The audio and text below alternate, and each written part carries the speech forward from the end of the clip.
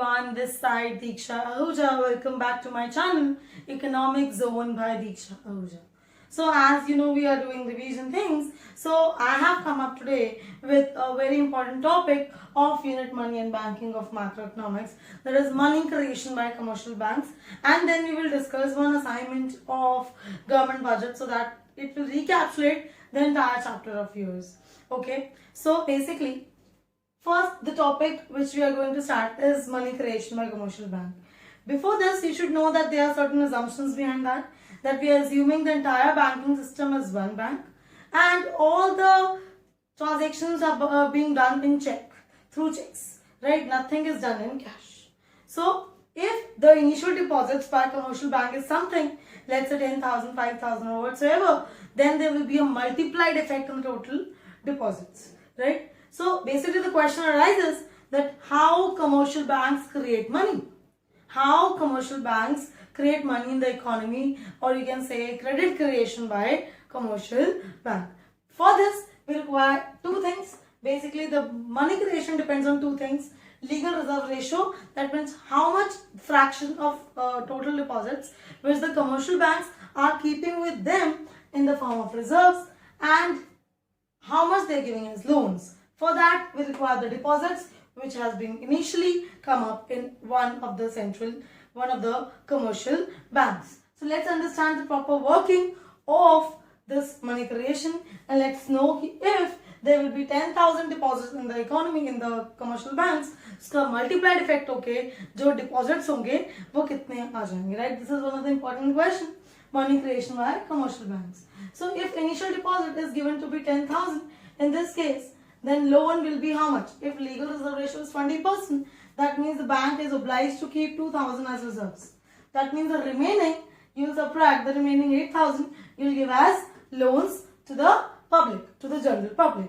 And as you know, there is a rule that one person's expenditure is other person's income.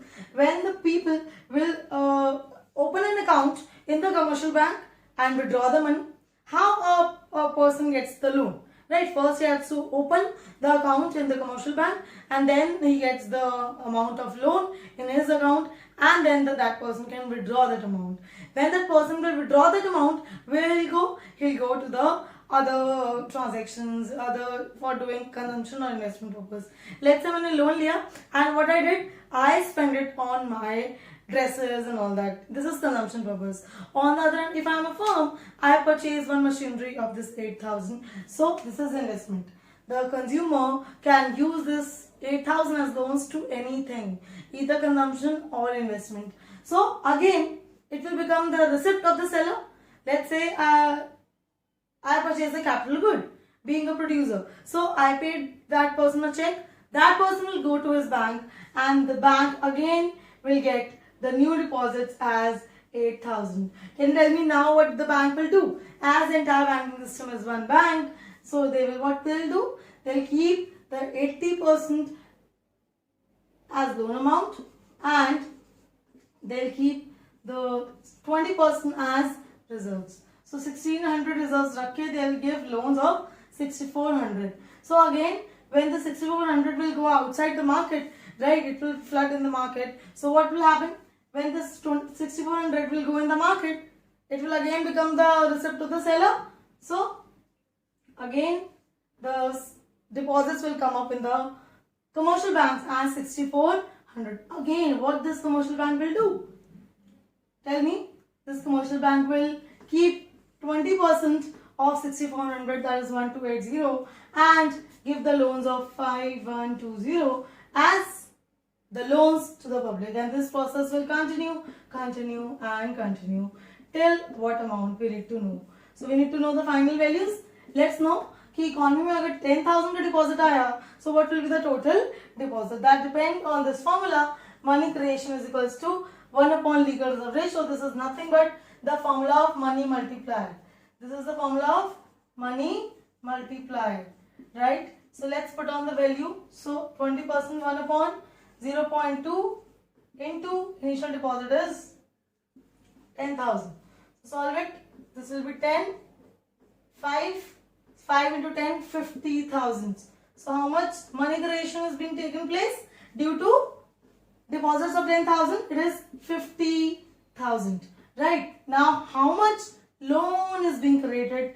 The 80% of 50,000, that is 40,000, and the remaining 20% of 50,000 will be the reserve amount, that is 10,000. My answer is complete when the initial deposit is equals to total of reserves. So I hope this is clear. Then we are having few more topics such as central bank functions, currency authority, and bankers bank. Central bank plays a very important role in India, RBI, such as it prints the money, it plays the role of bankers bank, supervision of bank, it controls the credit in the economy, it becomes a government's bank, right? So all these functions are also important, but I have come up with this topic. Now let's start with one of the assignments of government budget, and I'll touch some of the topics of government budget for revision. Now let's revise the government budget unit by doing one assignment, right? One assignment will be visible to you here. One by one, the questions will spur up. So we'll discuss all the questions one by one. And the main topic, the main questions which I will discuss will be the revenue deficit, fiscal deficit, and primary deficit, right? So all the types of budgetary deficit I will discuss. So let's start with the assignment. The very first question is saying, you can have a look. The very first question is saying that state any two examples of non-tax revenue receipts. So as we know that revenue receipts is of two types, tax revenue and non-tax revenues. For the initial basics, you can watch my previous videos which I gave in the beginning. So non-tax, tax को छोड़ के और सारे non-tax receipts government के क्या होंगे? Just think of, for the government, the other than tax revenue receipts can be, there can be so many. Estate,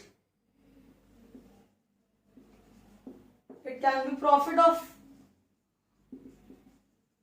PSUs, or you can say fees and fines, which the government charges, right? Okay. Then question number two. Question number two says that state whether the following statement is true or false with the answer. Taxation is an effective tool to reduce inequalities in the economy. Just think of taxes is the major tool for the government revenue, because the government, more than half revenue comes from taxes, right? And if we will charge rich people higher direct taxes, higher income taxes, then definitely we can use that income in the form of expenditure for the poor people. Definitely it will work out. It is relating to our first objective of government budget, that is redistribution of income and wealth. So the answer is true. Yes, because the taxation can redistribute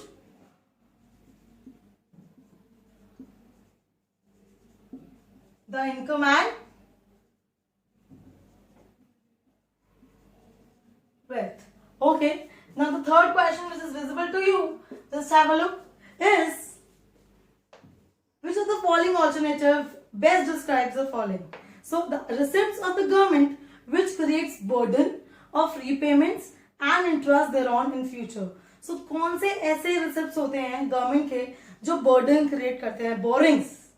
Borrowings is kind of a receipt of the government, capital receipt for the government, जिसको हमें पता है कि it is a receipt. Government is happy, I have got the money. Right, receipt the government has got, but at the same time it creates a pressure to repay the amount with the interest payment. So out of four options, what do you think what will be the answer? The answer will be B, debt creating capital receipt, nothing but borrowings. इसको हम borrowings भी बोल सकते हैं, debt creating capital receipt. So these are the three questions. Let's move further to the fourth question. Let's do question number 4. Just have a look what the question number 4 is saying. Which of the following is or are the capital receipts in the government budget? So first of all, you should know the definition of capital receipt. Capital receipts are those receipts which either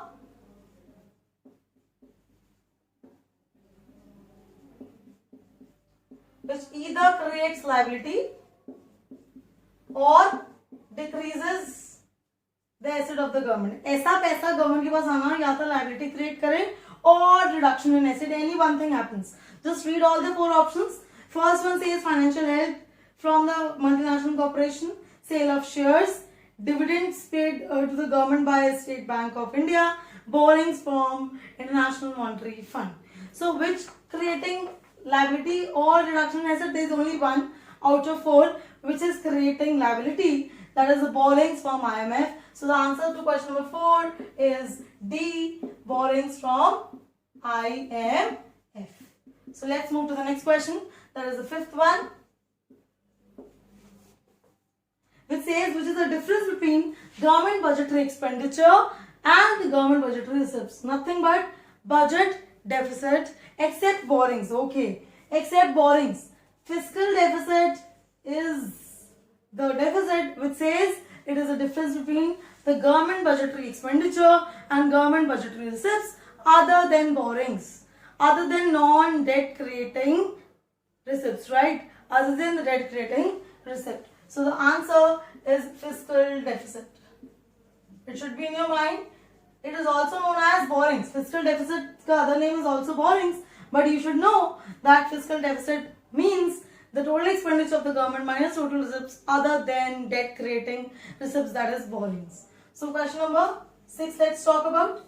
Question number 6 is a numerical. So just have a look on question number 6. Question number 6 is having so many things and we need to find out revenue deficit, fiscal deficit and primary deficit. So revenue deficit का formula revenue expenditure minus revenue receipts. So revenue expenditure कितना given है question में? Just have a look. It is given 80. It is given 80 minus revenue receipts. Revenue receipts directly नहीं given question में. Tax and non-tax given है. Right? It is given first number tax plus third number non-tax receipts. So add that 47 plus 10. So it is how much? Solve it. Revenue deficit is 80 minus 57. That means 23 crores. I hope there is no doubt till here. What we have done, revenue receipts directly नहीं given था. We know revenue receipts is the summation of tax and non-tax. Okay. The next, fiscal deficit borrowings value is given. How much it is given? Just see, the values are given in Arabs, right? Borrowing is given to be 32. So the answer is 32 Arab. And next is primary deficit. We know primary deficit is fiscal deficit minus interest payments. So 32 minus interest payment. How much is the interest payment? 20. So the answer for this is 12 Arab. I hope this is clear. Let's move to the next question. That is question number 7. To the next question, that is question number 7 and 8. Then the end of the assignment will be there. So question number 7 says that categorize the following into revenue receipt and capital receipt. We know capital receipts are those receipts which either creates liability or causes reduction in asset, and revenue receipts are those receipts which neither creates liability nor causes reduction in asset. So just have a look on all the parts. First is saying profits and dividends. When the government will get profits and dividends, it will neither be increase in liability nor decrease in asset. So first one is definitely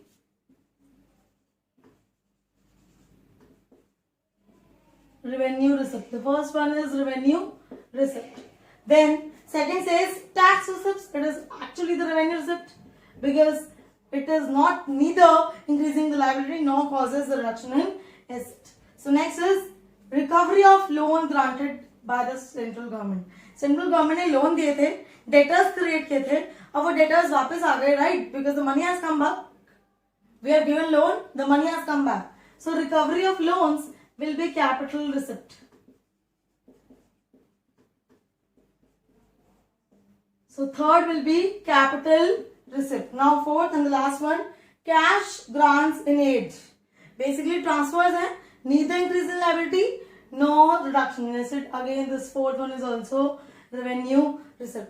And with the last question, you need to know, this is a good question. Describe briefly the role of government budget in influencing allocation of resources in the country.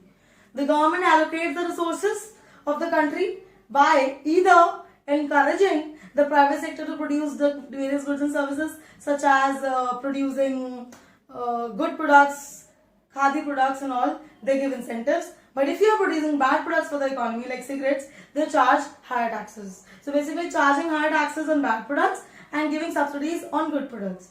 Plus, If the private sector refuses to do that because of huge investment or low profits, it directly takes the goods and services production to himself. This is how the government allocates the resources. So you need to explain the allocation of resources function in this answer. So I hope today's video is useful and worthful. So we'll meet in the next video, next revision. Till then, bye bye.